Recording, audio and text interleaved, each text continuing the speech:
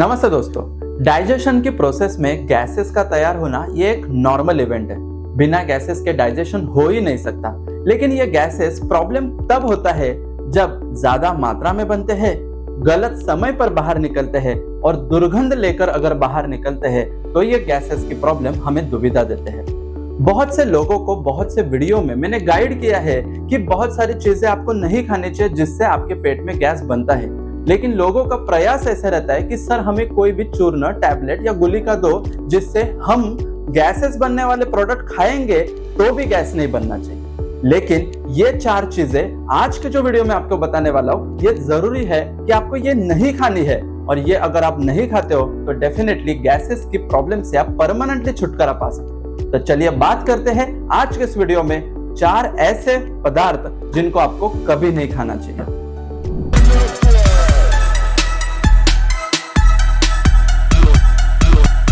Hello friends, मैं doctor Rupesh आमले और पिछले 12 सालों से मैं प्रैक्टिस कर रहा हूँ नवी मुंबई में। पेट के गैसेस क्या हम जीरो कर सकते हैं? नहीं, पेट में गैसेस तैयार होने भी चाहिए। ये डाइजेशन की प्रोसेस में गैस बनते ही है, तो ये गैस क्यों बनता है और इसके 3 बेनिफिट्स क्या है? सबसे पहली बात, ये जो पेट के गैसेस होते हैं ये इंटेस्टाइन के नॉर्मल फंक्शनिंग के लिए बहुत जरूरी है। इंटेस्टाइन के जितने भी जूसेस बनना, एब्जॉर्प्शन होना, ये सब प्रोसेस के लिए ये पेट के गैसेस ही रिस्पॉन्सिबल होते हैं। दूसरी बात, इंटेस्टाइन की जो नॉर्मल पेरिस्टाल्टिक मूवमेंट होती है उनको फंक्शनिंग अच्छे से करने के लिए भी ये गैसेस जरूरी होते हैं। और तीसरी बात, इंटरनल इम्यूनिटी या हमारी इम्यूनिटी बनाने के लिए भी ये पेट के गैसेस जो होते हैं वो मदद करते हैं। एक ही फैमिली में जब खाना बनता है तो घर के सारे सदस्य उसी खाने को खाते हैं।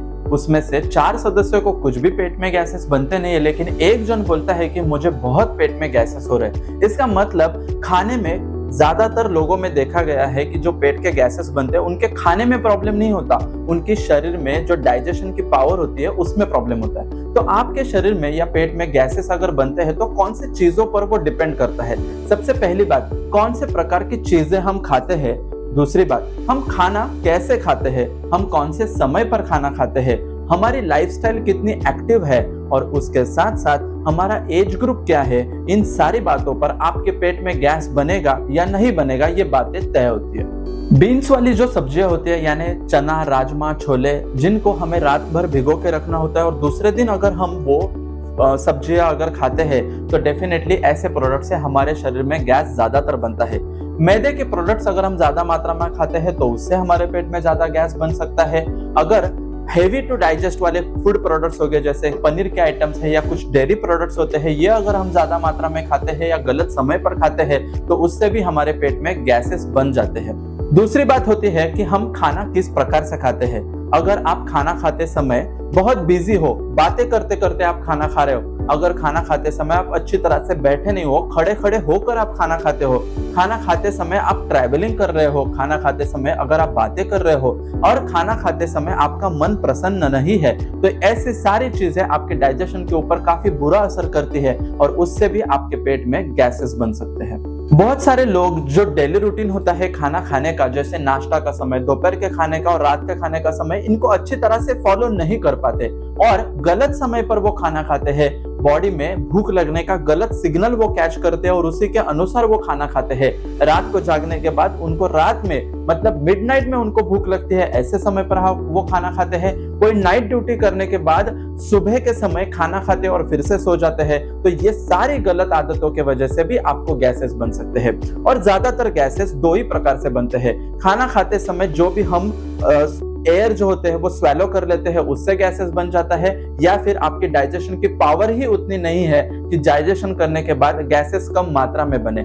ज्यादातर जो स्वेलो करने वाली एयर होती है, डकार के द्वारा वो गैसेस निकल जाते हैं और हमारे एक सिग्नलिंग मिल जाता है कि हमने 1/3 या 2/3 पोर्शन हमारा स्टमक का ऑक्यूपाई कर लिया है और 1/3 जो जगह होती है वो हमारे गैसेस के लिए हमें खाली छोड़ देनी चाहिए। लेकिन उससे भी ज्यादा क्वांटिटी में अगर हम ओवर ईटिंग कर लेते हैं तो वो गैसेस का प्रोडक्शन हमारे शरीर में ज्यादा हो जाता है और तब प्रॉब्लम होना शुरू हो जाता है। तो अगर आपको भी गैसेस के प्रॉब्लम है तो ऐसे कौन से 4 प्रोडक्ट्स है जो आपको कभी नहीं खाने चाहिए। इसमें सबसे पहला प्रोडक्ट होता है फ्रुक्टोज।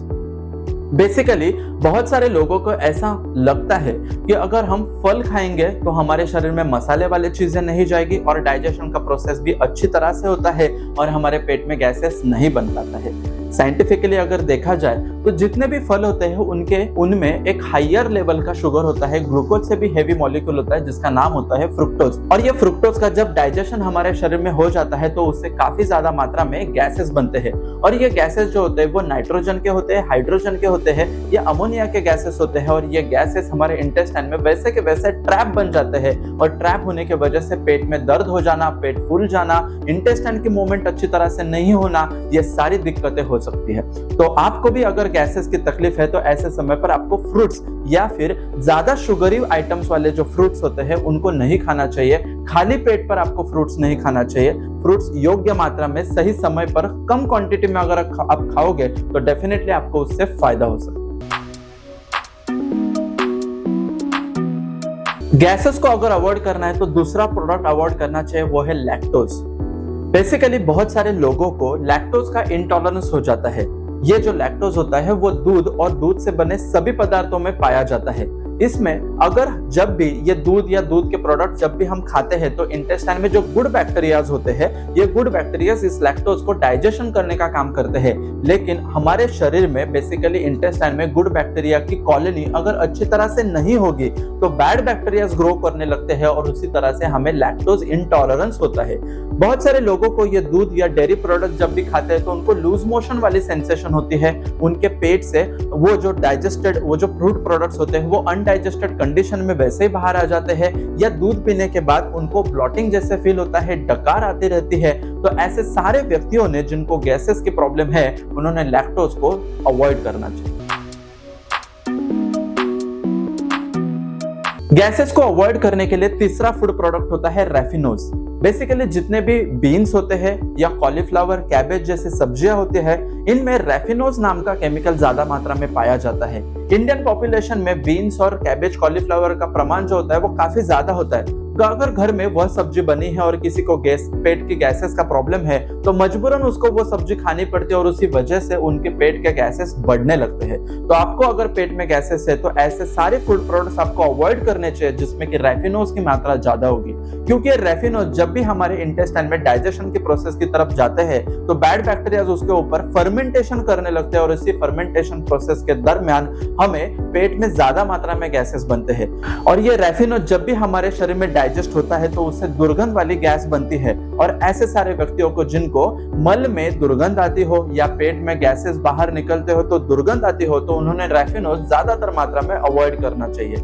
रैफिनोज डाइजेशन के दरमियान काफी हेवी भी होता है जिससे कि पेट का दर्द हो जाना, पेट फूल जाना, कॉन्स्टिपेशन वाले प्रॉब्लम्स होना, एसिडिटी होना, ये सारी दिक्कतें उन व्यक्तियों में दिखाई देती है। इसमें चौथा फूड प्रोडक्ट होता है सॉर्बिटॉल। जितने भी आर्टिफिशियल स्वीटनर प्रोडक्ट्स होते हैं इसमें सॉर्बिटॉल यूज किया जाता है। इसके साथ साथ कार्बोनेटेड ड्रिंक्स होते हैं उनमें भी सॉर्बिटॉल ज्यादा मात्रा में होता है और जितने भी शुगर फ्री प्रोडक्ट्स होते हैं उसमें भी सॉर्बिटॉल होता है। तो अगर आपके शरीर में सॉर्बिटॉल ज्यादा मात्रा में जाता है तो डेफिनेटली आपके इंटेस्टाइन में गैसेस भी ज्यादा मात्रा में बनेंगे। उसके साथ साथ ये मोटापा या डायबिटीज बढ़ाने का काम भी करता है। तो आपके पेट के गैसेस आपको अवॉइड करने हैं तो आपको सॉर्बिटॉल का यूज भी कम से कम रखना चाहिए। तो आपको भी आपके पेट के गैसेस अगर परमानेंटली दूर करने हैं तो ये मंत्र आप ध्यान में रखना। तो बेसिकली आपके खाने में अगर फ्रुक्टोज, लैक्टोज, रैफिनोज या सॉर्बिटॉल जैसे पदार्थ अगर होते हैं और उनसे आपके पेट के गैसेस बढ़ते हैं तो आपको ये फूड प्रोडक्ट्स कंप्लीटली अवॉइड कर देने चाहिए। थोड़े दिनों के लिए अगर आप ये फूड प्रोडक्ट्स अवॉइड करते हो और ऐसे सारे मेडिसिन और डाइजेशन और लाइफस्टाइल की मॉडिफिकेशन करते हो जिससे कि आपकी डाइजेस्टिव पावर बढ़ जाए और उसके बाद आपके खान पान में इन फूड प्रोडक्ट्स को आप इनकॉर्पोरेट करते हो तो डेफिनेटली आपको पेट में गैसेस नहीं बनेंगे। उसके साथ साथ आपको कार्बोनेटेड ड्रिंक्स, मैदे के पदार्थ या heavy to digest food items avoid करने चाहिए। रात की नींद अच्छी तरह से लेनी चाहिए और आपकी लाइफस्टाइल में एक्टिविटी कुछ ना कुछ प्रकार की होनी चाहिए, जैसे कि कोई भी प्रकार का योगा या एक्सरसाइज या वॉकिंग, जॉगिंग, रनिंग, ट्रेकिंग, कोई भी एक्टिविटी आप कीजिए जिससे कि इंटेस्टाइन की मोटिलिटी को एक नेचुरल फ्लो मिल जाए और आपके पेट में गैसेस अगर बनते भी है तो नेचुरल रास्ते से बाहर चले जाए। जब ये पेट के गैसेस नेचुरल रास्ते से बाहर चले जाते हैं तो ये प्रॉब्लम क्रिएट नहीं करते और बड़ी बीमारियों को उत्पन्न नहीं करते। आपको भी पेट के गैसेस से रिलेटेड किसी भी प्रकार की समस्या होगी तो मुझे कमेंट बॉक्स में जरूर पूछिए। ऐसे ही पेट और डाइजेशन से रिलेटेड अगर कोई भी कंसल्टेशन कराना हो तो हमारे क्लिनिक की टीम के साथ आप कांटेक्ट कर सकते हो। ऐसा ही हमारा पेज इंस्टाग्राम पर भी है, डॉक्टर आमले रूपेश नाम से, आप वहां पर भी मुझे फॉलो कर सकते हो। ऐसे ही नॉलेजेबल और इन्फॉर्मेटिव वीडियोस के लिए मेरे चैनल को सब्सक्राइब कीजिए, बेल बटन दबाना मत भूलिए। निरोगी सेहत का वादा करता है दुर्वा आयुर्वेदा। मिलते हैं ऐसे ही नॉलेजेबल और इन्फॉर्मेटिव वीडियो के साथ अगले वीडियो में, तब तक के लिए धन्यवाद। Thank you so much.